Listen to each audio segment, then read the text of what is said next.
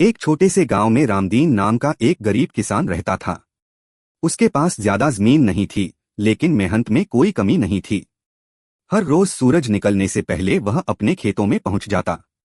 सूखी मिट्टी को देखकर भी वह हार नहीं मानता। वह हल चलाता, बीज बोता और आसमान की ओर उम्मीद भरी नजरों से देखता। उस साल बारिश बहुत कम हुई। दिन बीतते गए, लेकिन बादल नहीं आए। धीरे धीरे किसान के खेत सूखने लगे। हरी भरी फसल पीली पड़ गई। मिट्टी में दरारें पड़ गईं। रामदीन रोज खेत के किनारे बैठकर सोचता, अगर फसल नहीं हुई तो बच्चों का पेट कैसे भरेगा। घर में अनाज खत्म होने लगा था। पत्नी चुपचाप चिंता में रहती और बच्चे भूख को समझ नहीं पाते। एक दिन रामदीन खेत में बैठा रो रहा था। तभी उसने सुना फड़फड़ की आवाज। उसने ऊपर देखा तो एक सफेद कबूतर उड़ता हुआ आया और पास के पेड़ पर बैठ गया।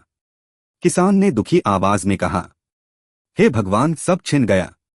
अब क्या करूं? अचानक कबूतर नीचे उतरा।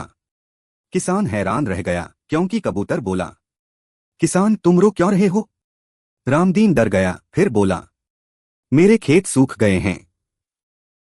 मैंने ईमानदारी से मेहनत की, फिर भी कुछ नहीं मिला। कबूतर बोला, अगर तुम सच्चे दिल से मेहनत करते हो तो प्रकृति कभी खाली हाथ नहीं लौटाती। कबूतर ने अपने पंख फैलाए और आसमान की ओर उड़ गया। कुछ देर बाद आसमान में काले बादल घिर आए। तेज हवा चलने लगी और फिर झमाझम बारिश शुरू हो गई। सूखी मिट्टी भीगने लगी।